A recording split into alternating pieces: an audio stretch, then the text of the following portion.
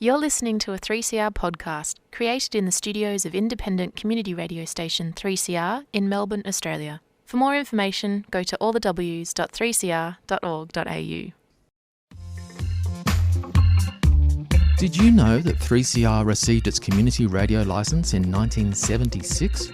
Our application was successful because of our diverse and engaged community membership. Subscribers are at the heart of our station, and we really need you to be active and paid up in 2023. Become a 3CR subscriber today. Call 039419 8377 or subscribe online at 3cr.org.au/subscribe.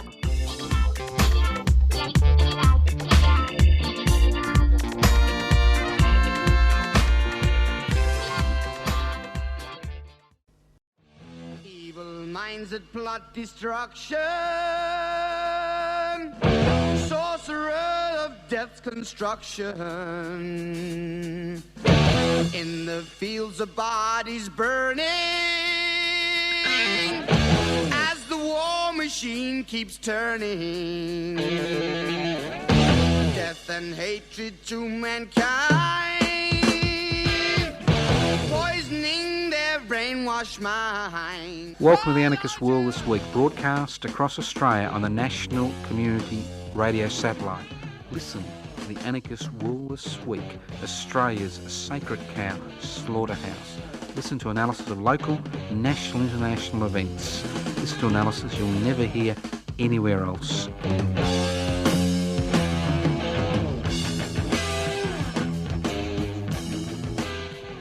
Yeah, look, the sacred cows die of laughter. We don't actually slaughter them, so just relax.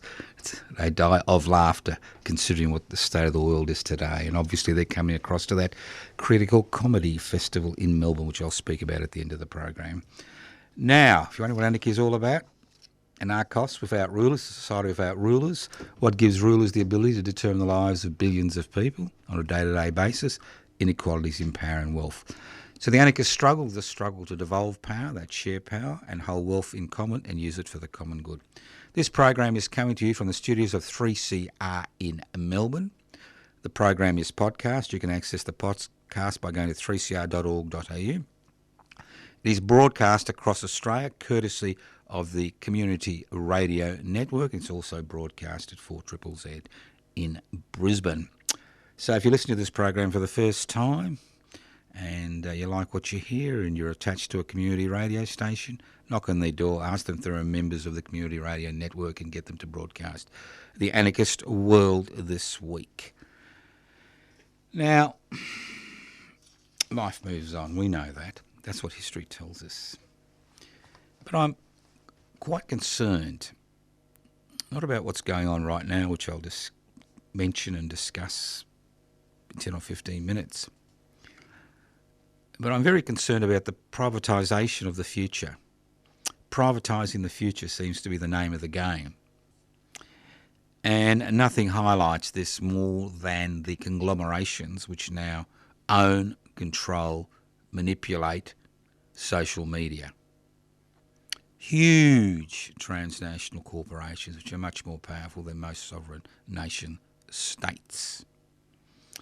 And instead of creating an institution which was supposed to be decentralised, which couldn't be controlled, we now have institutions which have been created which are highly centralised, which are basically there to, monitorise activities. In other words, make a buck through advertising.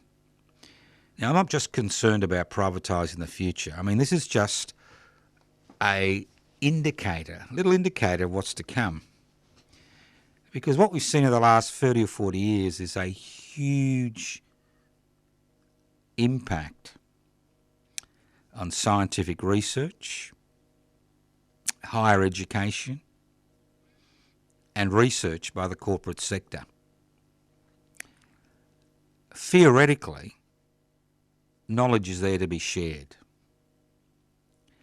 But what we've seen is a change in ideology in terms of the privatisation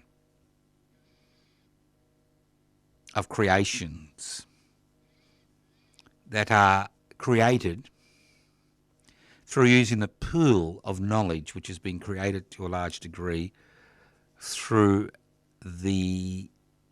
your efforts, your money, state enterprises, state institutions. And the idea that knowledge should be shared should be chucked out the door. Now, obviously, when COVID-19 hit, it was interesting to see that the Chinese government released a COVID-19 DNA profile, free of charge, to the world. We didn't have to wait for it to be reinvented. People could start doing research on it. But what's happening now is we're seeing corporations, pharmaceutical corporations, military corporations, a whole variety of corporations now have become embedded in research. And to a significant degree, they bankroll that research. And you know the old adage from the medieval times, he who pays the piper calls the tune. Remember the Pied Piper? How they got all the little kiddies to go and fight in the struggle to liberate Jerusalem. Then they found themselves being sold off as slaves on their way there. But that's a different story. Fascinating story. But what we are seeing is the privatisation of the future. We are seeing unaccountable corporations who have no community members, who have no government members on their boards, who are using the knowledge which has been built up over centuries, common knowledge, which is built up over a century, to expand their empires, not just in terms of financial control, but in terms of determining the type of future we will have, not just in this country but around the world. Artificial intelligence is part of that network. So it is a huge issue. When you have knowledge, boundaries, scientific boundaries and knowledge boundaries which are broken and then reformed, and using that knowledge to create commercial advantages for specific corporations who are now using common resources, universities and research facilities, to expand their empire. We saw that with the COVID-19 vaccination program. The fact that since Commonwealth Serum Laboratory was privatised in 1992 by Mr. Keating, we saw that we didn't even have the facility to create vaccines. Quite extraordinary. But it's happening everywhere. And all you need to do is be in part of a university or part of a research institute to understand that you can't serve two masters. You can't serve the people and the corporate sector at the same time. You just can't serve two masters. And he who pays the piper, or she who pays the piper, calls the tune. And we're seeing that more and more in research. Research is being skewed in such a way as to monetize, that's it, make a buck, skewed in such a way as to increase company profits or corporate profits at the expense of the planet and the community. This is a significant issue because what we are seeing amongst the new crop of scientists is a change in ideological position. And that ideological position is based on the idea that the reason you do research is to commercialise results and then profit from those results by going into partnerships with unaccountable corporations whose major responsibility is to increase the profits to their major shareholders, irrespective of the human, social and environmental costs. So what we are seeing in the first quarter of the 21st century is a huge change in emphasis. What we are seeing is the privatisation of the future before it even occurs, because of the structures which have been set up and ticked off by governments of all political ideologies and colours, that this is the way forward. Not even public-private partnership where the public gets drip-fed something else, but the corporatisation of the results of research, which are skewed in such a way as to maximise profits for these huge transnational corporations which make our mining giants look like minnows in comparison. So think about it. Think about all those media releases you see or hear about or read on social media regarding this innovation and that innovation. Have a look who's behind it.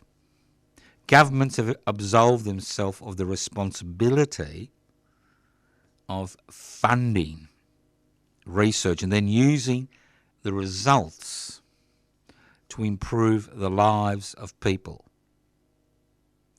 Like governments at the state and federal level in this country have absolved themselves of the responsibility of providing housing through public housing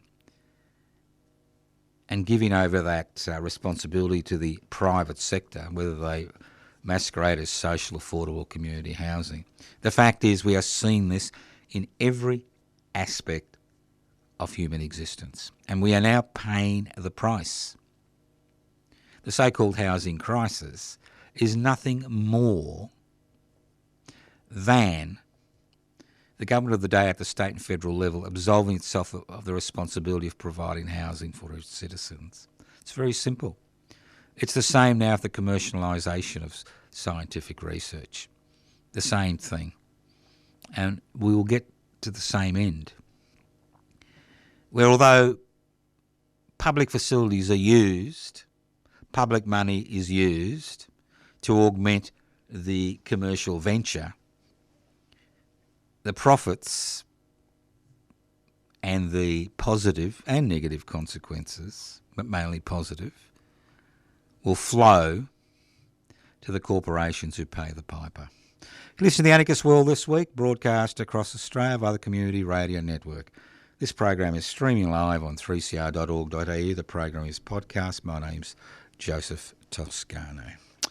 Let's move on. Look, if you've got any issues, you can always ring me on 0439 395 489. The good thing is I'm with Optus. It means that's, I'm supporting the... You see, people say, why are you with Optus? Well, I'll tell you why I'm with Optus, because I'm supporting all those elderly superannuants in Singapore who are currently enjoying public housing, because the Optus is actually owned by the Singapore government. That's right. And its profits provide positives for their citizens, not ours, but that's a different matter. And obviously that's not working, but, you can always try. 0439 395 489. Now, it's a funny world we live in, isn't it? Federal government, bulk bill dreaming. Now, the death of Bill Hayden a few weeks ago at the age of 90, in many regards, is a great loss to the world, or Australia specifically. Because Bill Hayden was the architect regarding the introduction of a universal health insurance scheme, which was initially called Medibank, which is now called Medicare. And despite vociferous and I'm old enough to remember, resistance through the medical organisations like the AMA, the Royal Australian College of General Practice and all the specialist colleges, that it would be the end of medicine as we knew it. What the introduction of Medicare did is allow people to access basic health care. And most clinics, around 90%, realised that the way forward was to bulk bill patients, whether they were on whether they're on some type of social security benefit or not. Bulk bill everybody who comes through the door. The government pays the bill. Everybody has access to primary health care. Seemed good. Well, it worked for a while, and then various governments, starting with the Fraser government, which came in after the ousting of the Whitlam-led Labor government. What we saw is legislation put into place to destroy the very essence of the Whitlam Labor government initiative to provide universal health insurance for each and every Australian, irrespective of their income. So many people who are denied access to primary health care suddenly found themselves in the position where they had primary health care. But remember, Medicare was introduced in 1973, so it's 50 years old.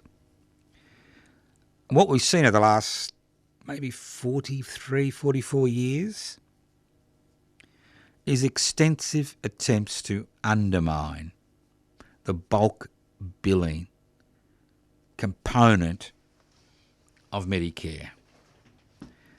And that has resulted in those clinics that bulk bill finding themselves under increasing financial pressure to stop bulk billing.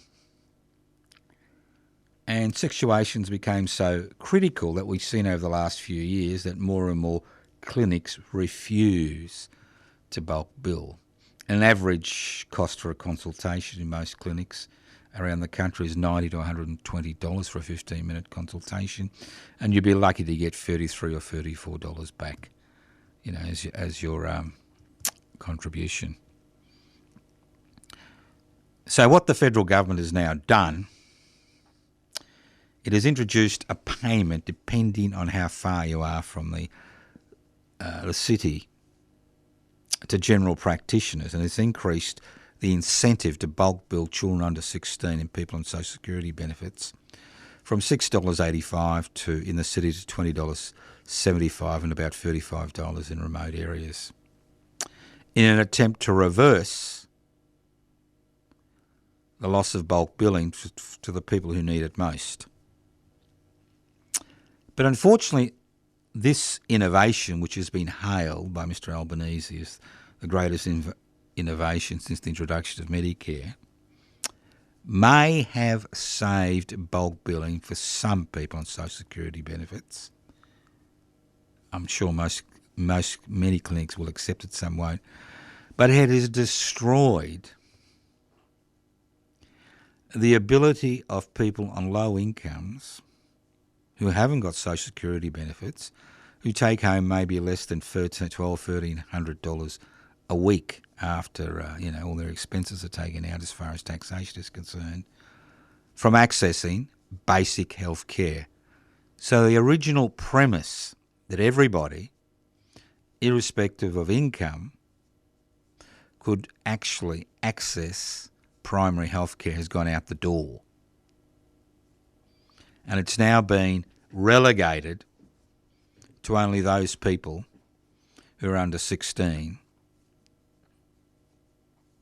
or on social security benefits. It hasn't been relegated through legislation, but it's been relegated through financial reality in terms of the costs involved in running a clinic. So, once again, we are seeing significant reforms which were introduced over 50 years ago being slowly whittled away. Because no government would dare scrap Medicare. But they're quite happy, like we see in the public housing sector, to deny it the funds to work effectively. So take everything you're told with a grain of salt, including what I tell you. You listen to the Anarchist World This Week, broadcast across Australia via the Community Radio Network. Ever heard of treaty? Reconciliation? What's another word? Treaty, reconciliation, truth-telling, voice to Parliament.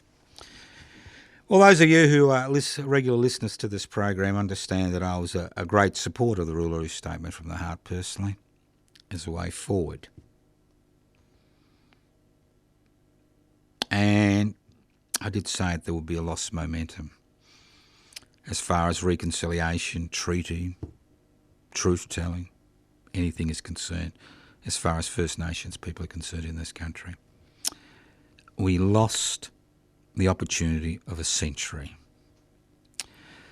We saw members of the Black Sovereign movement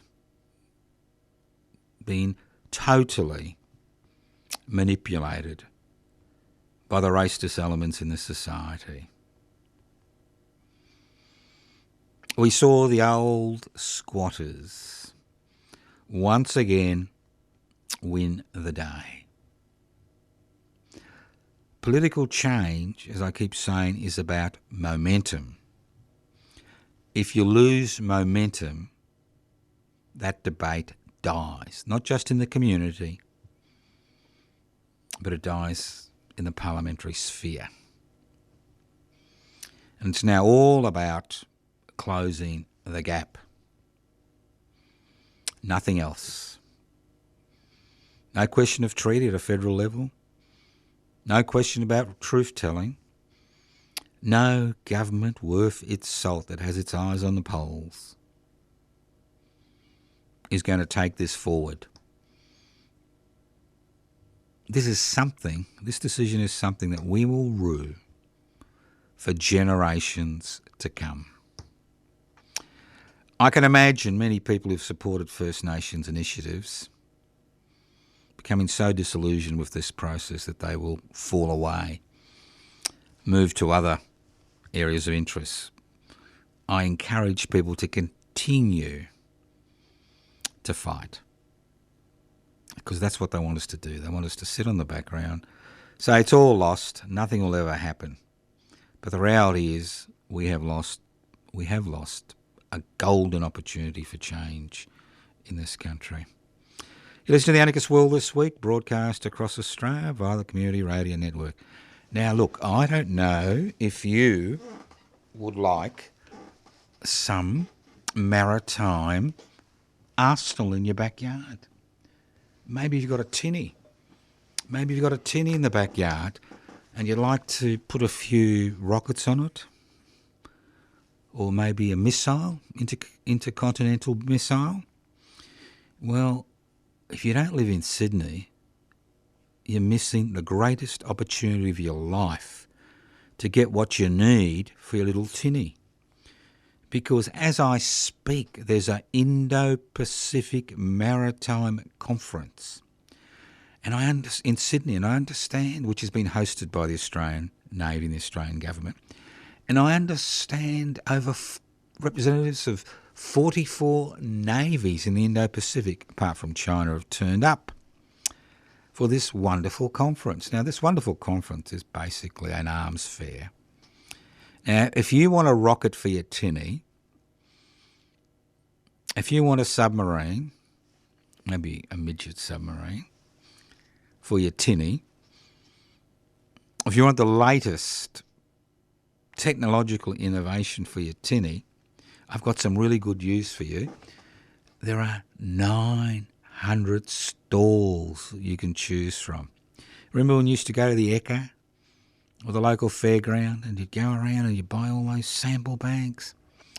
I wonder if they've got any sample rockets. Now, unfortunately for all the tinny owners of Australia, and there are over 1 million, I understand, You've got to be part of a sovereign nation state to actually get an invitation to go to the fair. Or one of their maritime groups, you know? Because they don't sell to tinny owners. They only sell these weapons of mass destruction to sovereign nation states. And you need money to buy them. The trouble is it takes so long to get the order in. By the time you've got the order in, there's something new and exciting at the next Indo-Pacific Maritime Conference. Now, I don't think a lot of Australians realise, but a number of years ago, over a decade ago, Australia made a very important strategic decision to become a significant arms manufacturer in the world. And slowly but surely, we're becoming more and more involved in arms manufacturing. And these arms are sold to some of the most, how shall I put it, unpleasant sovereign nation states led by some of the most unpleasant human beings on the planet. There's only one proviso. They've got to be our mates. We don't sell to people who are not our mates. We don't sell to the Russians. We don't sell to the Chinese. We've got morals. We've got principles. We've got ethics. But we do sell to a lot of dubious nation states, including Saudi Arabia, to name one or two, Israel, to name another one or two. Although I just understand that the US government, courtesy of Mr Biden, has just given over $500 million of precision, you like that? Precision bombs. Yep, to the state of Israel to pursue its slaughter of Gaza, not war, slaughter. So, if you've got nothing to do, go down to Sydney, go to the door, tell them you're the Sultan or dictator or Prime Minister of some fictitious sovereign nation state, have a little stamp or something, and see if they'll let you in and see if you can actually buy some really good stuff for your tinny. Because, you know, tinny without a missile, especially when you're fishing, is pretty useless these days. You listen to the Anarchist World This Week, broadcast across Australia. Now, look, I know I'm making fun of this. This is very serious garbage, but sometimes the only way you can actually make, you know, you need to make a bit of fun of the horrible reality we've faced. Do you know that currently we're seeing a tsunami of hatred in the Middle East and around other parts of the world regarding the invasion of Gaza? Oops, who's that? People are making noises. Maybe the Optus people have got back online. I doubt it. They've got to go to Singapore to see what's going on. So, a tsunami of hatred. Think about it. It looks like once again the Palestinians have been left to their own devices. We really haven't seen any movement in the Arab world to protect Palestinian interests. This is nothing new. This is the fifth war that has occurred in Gaza. It's the most destructive. This is the fifth war in the last, I think, 25 years, or fifth slaughter. Now, I want you to imagine something. I want you to imagine the number 11,400, okay? Keep that number in your mind. 11,400. Now, I want you to think about, that's the current death toll. It'll increase rapidly over the next few weeks, but this is the current death toll. 10,000 Palestinians, 1,400 Israelis. Let's think of that number. Now think of those people standing up holding hands. Let's say a metre apart. Well, not apart, holding hands a metre apart. That's almost, well, that is 11.4 kilometres. think how far 11.4 kilometres is. That's the number of people that have died in this conflict in the last 4 weeks. That's right, in the last 4 weeks. 11,400. Now, the grief suffered by Israeli victims of Hamas is no different to grief suffered by individuals whose whole families are being eradicated, destroyed through the current campaign. We tend to think that somehow our grief is much more intense than other people, the other. I mean, you could stitch together 5 words. Israel, Gaza, Daylesford,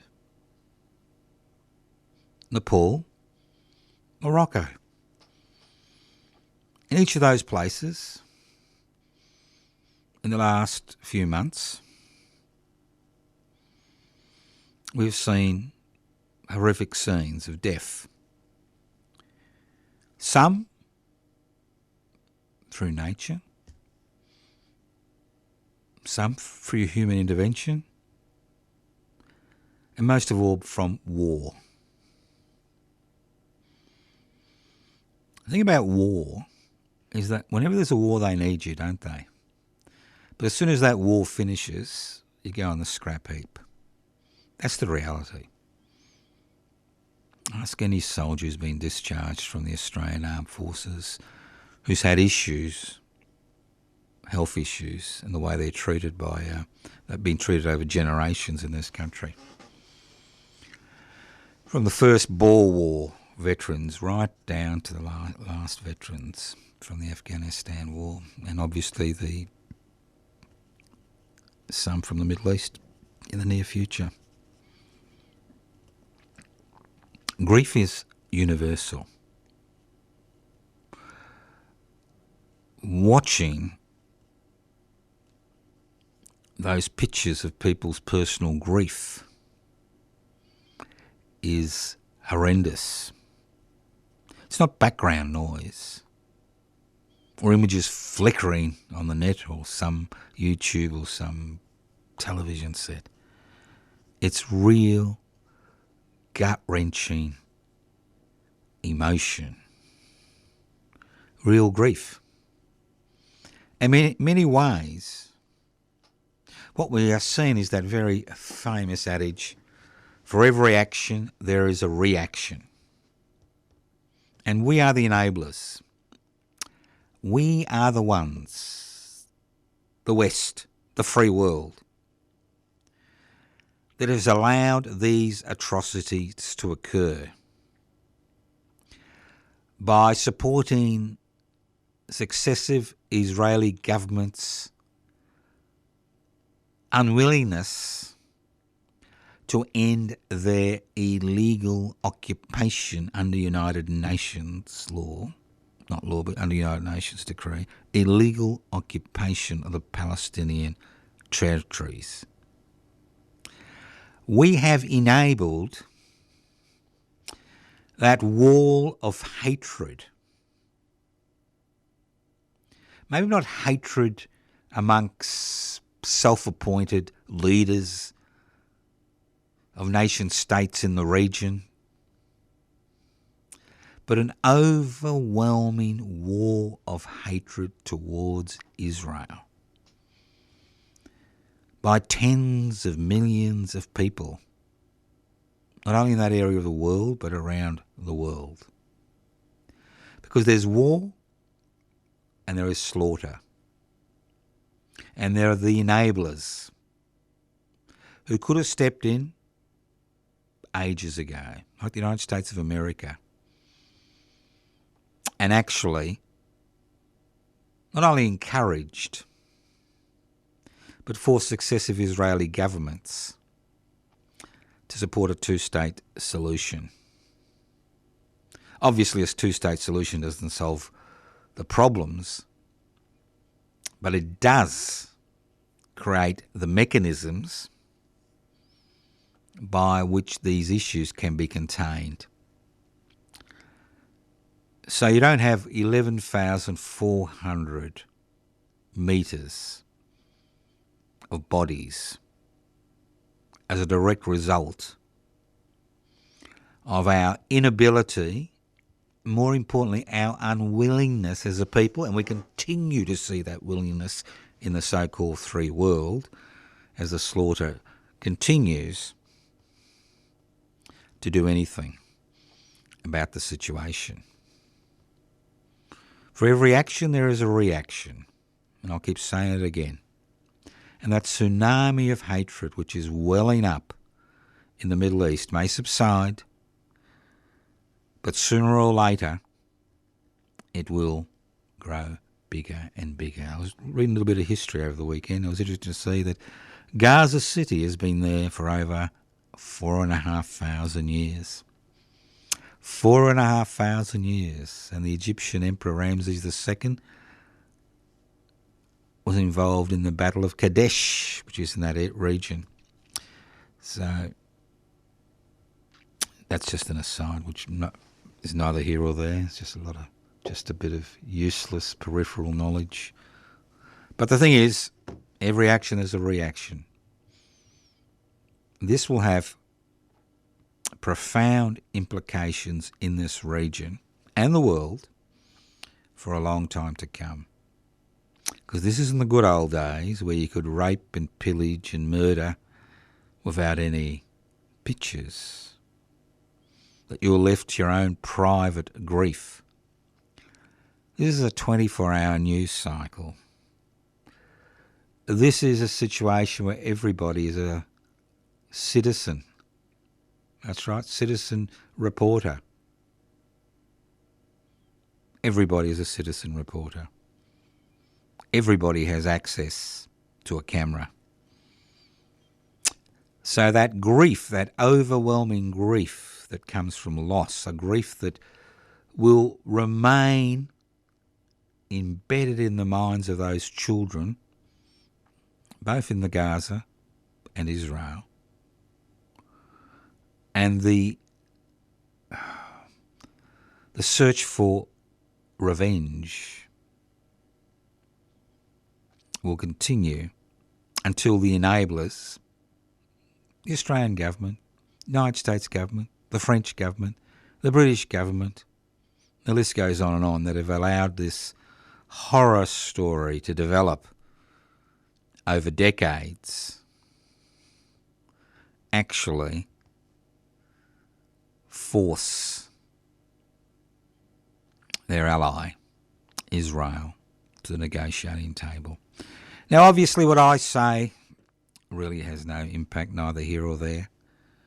But the impact is that there is an impact in terms of people's thinking.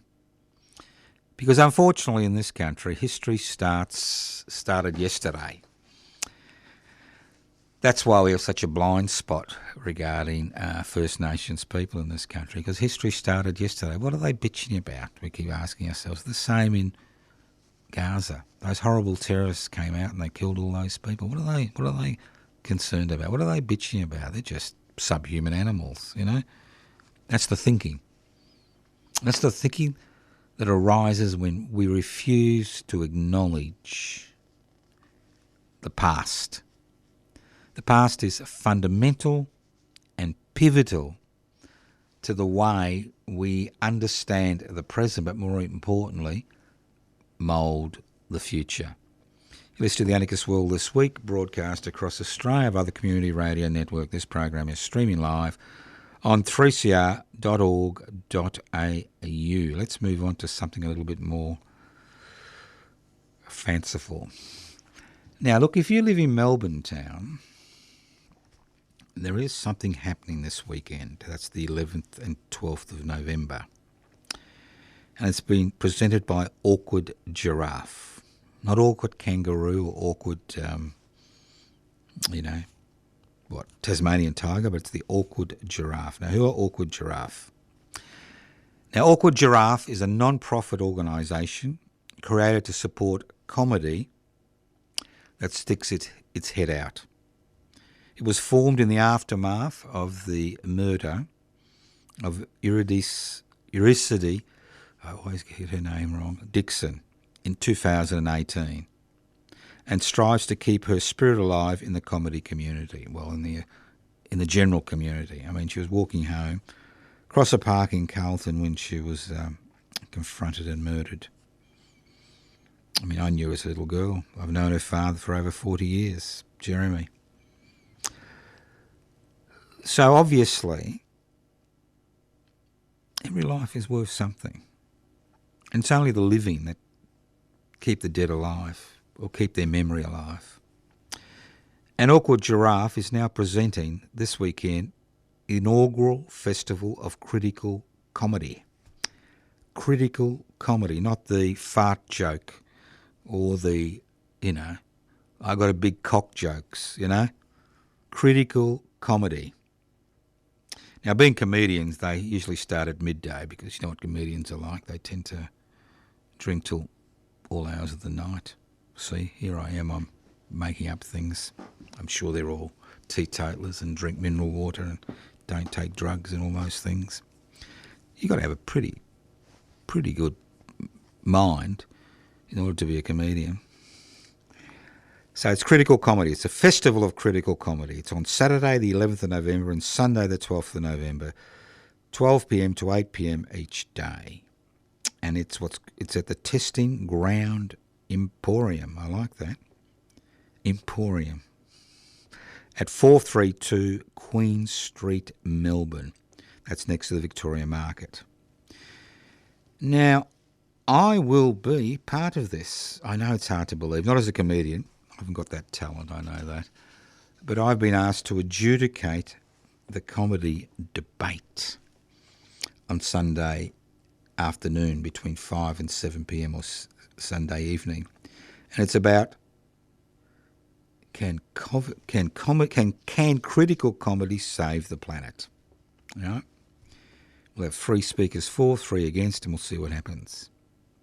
Can critical comedy save the planet?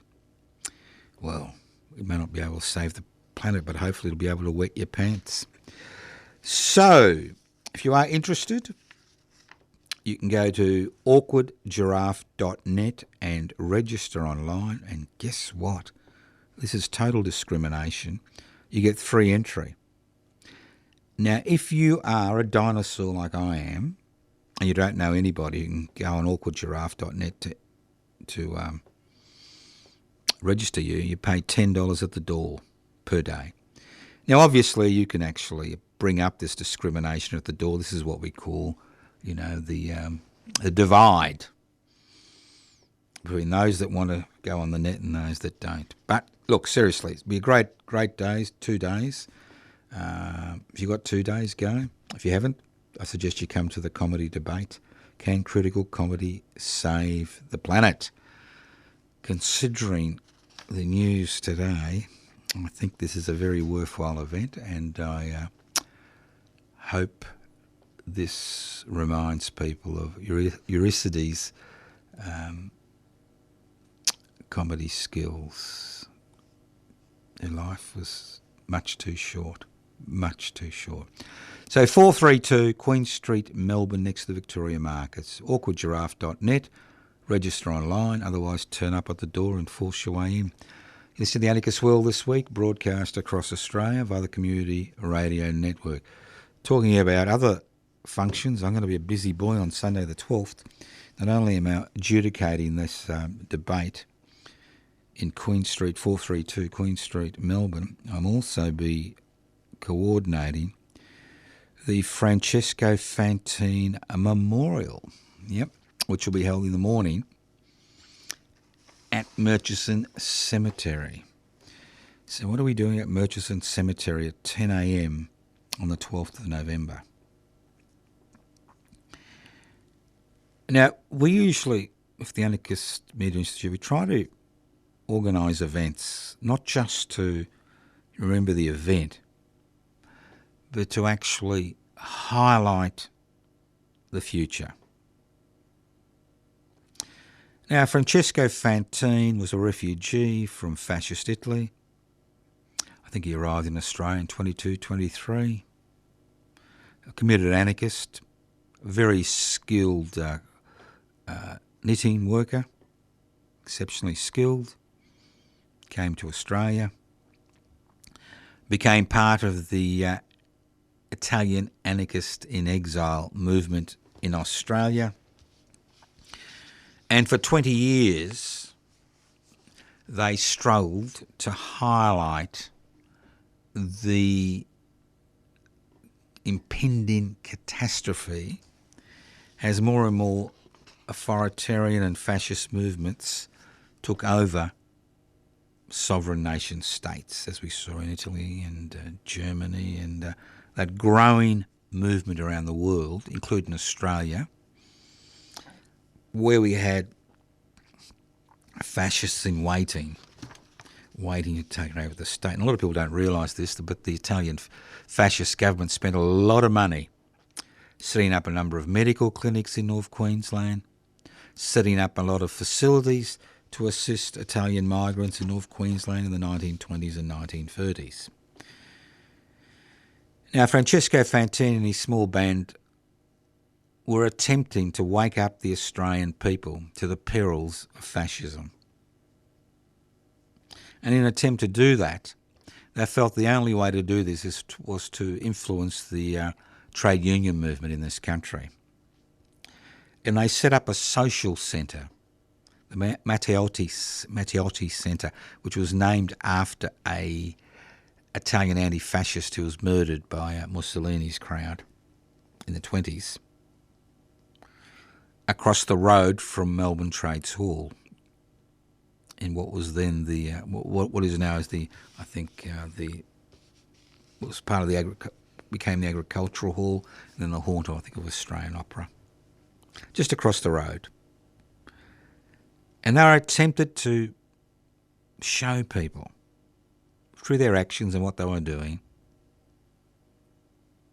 the perils of fascism, the perils of authoritarianism, the impending catastrophe that was going to occur around the world. Now, obviously with the Depression, the club folded, the members broke up, but they did have some influence in Melbourne Trades Hall. And Fantin went up to North Queensland to cut cane. During World War II, Australia had one of the highest rates of internmentship in the world in terms of enemy aliens. Enemy aliens. And Francesco Fantin was arrested in 1942 as an enemy alien, although he had fought against fascism and was a refugee from Italy, because of activities in Italy during Mussolini's time. And the authorities, in their wisdom, said an Italian is an Italian is an Italian, and they put him in a camp with 350 committed fascists. People who had been interned as committed fascists. Could you imagine that? An anarchist among 350 committed fascists. He was interned at Camp Lovedale on the 28th of February 1942, and while stooping for a drink at a tap in the camp on the 16th of November 1942, that's 2 or 3 months later, he was bludgeoned to death by a 4B2 as he stooped to drink. Now, his death actually raised questions in the Australian Parliament. Australia was at the height of the World War II and very concerned about the imminent land invasion of Australia by the Japanese Imperial forces. Now, his body and the bodies of Italian prisoners of war in the late 1950s were all placed in a central place, and that's the Murchison Cemetery.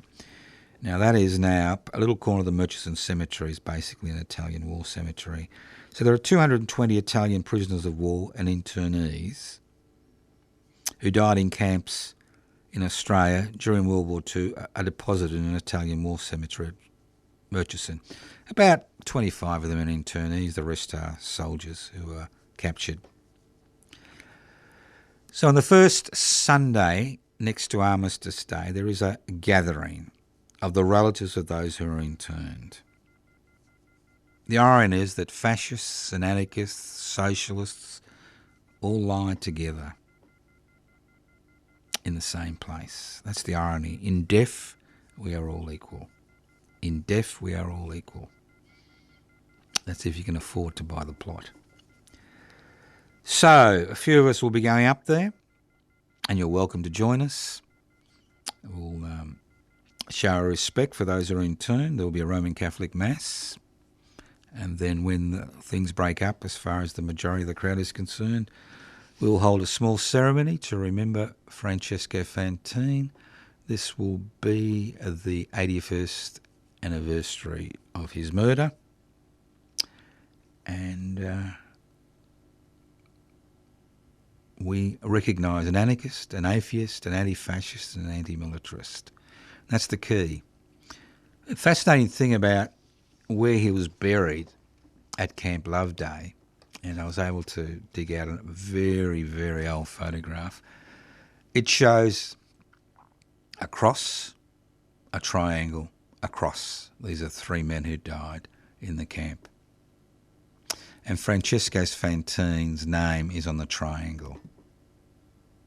At least he was given the respect that when he died, that he was an atheist, and he didn't have a cross placed after his grave. So, please come along, Willoughby Street, Murchison. We're actually able to hold very small commemorations during the COVID period because there were periods where there wasn't any lockdown.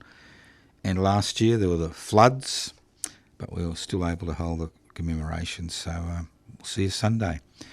And then we have a communal lunch, so bring food. And then we disappear our own ways. And I'll be going back to Melbourne to adjudicate, can critical comedy save the planet? Well, I don't know if it can, but at least it's worth it. Now, as you know, public interest before corporate interests. We had our annual general meeting about a week ago or so. And we've decided to continue as an organisation. I'll give it another year. Now, if you're interested in joining, it's very simple. Go to publicinterestbeforecorporateinterest.net, pibci.net, and you can join online. If you don't want to join online, you can always leave a message on 0439 395 489, 0439 395 489. It's very simple. It's not hard. It's easy to join, and we'll be holding more regular meetings in the future and a number of activities. So, because ultimately, when you think about it, it's about, that's what it's about. We keep asking ourselves, interest rates. Don't ask what the corporate world can do for you, but what you can do for the corporate world. Every bank, increased profits. Every person who's got a loan, business loan, personal loan, mortgage, big problems. So that's the key. Not what the corporate world can do for you. Show a bit of respect when you talk to them, but what you can do for the corporate world. That's the big issue these days, isn't it? Now go to the Facebook page, Public Housing Everybody's Business. There's some information there regarding a rally for renters, and obviously we'll be all there on Thursday between 12 and 1. So thank you for listening to The Anarchist World this week, broadcast across Australia via the Community Radio Network. This program has been streaming live on 3cr.org.au. It is broadcast, as I said, across Australia via the Community Radio Network. My name is Joseph Toscano. You can leave messages on 0439 395 489, 0439 395 489. Yes, you can write to us at Post Office Box 20, Parkville 3052. Post Office Box 20, Parkville 3052. You can email us at anarchistage@yahoo.com, anarchistage@yahoo.com, or you can email us at info@pibci.net. YouTube channels, josephtoscano.nam, YouTube channel, public interests before corporate interests. Facebook pages, Joseph Toscano. Facebook page, public interest before corporate interests. Facebook page, Defend and Extend Public Housing. Facebook page, Public Housing, Everybody's Business. The list goes on and on and on. But the reality is that until you make the effort to be part of that critical, not comedy segment, because obviously that takes a bit of talent.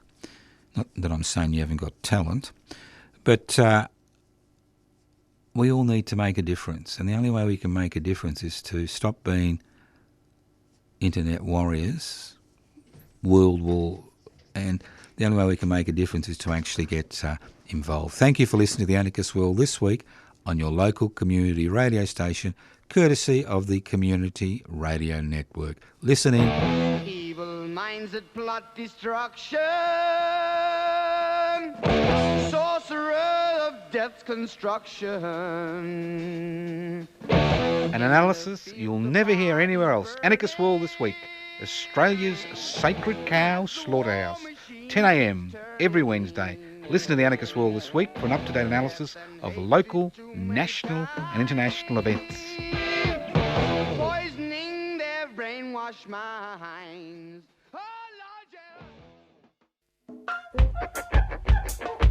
We know you love listening to 3CR, but we also know that many of you haven't downloaded the Community Radio Plus app yet. The app lets you tune in anywhere and share the station with your friends. So, show the love and share the love and search Community Radio Plus wherever you get your apps.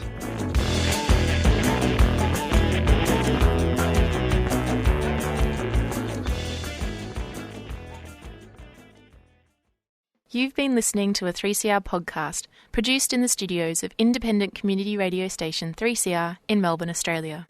For more information, go to allthews.3cr.org.au.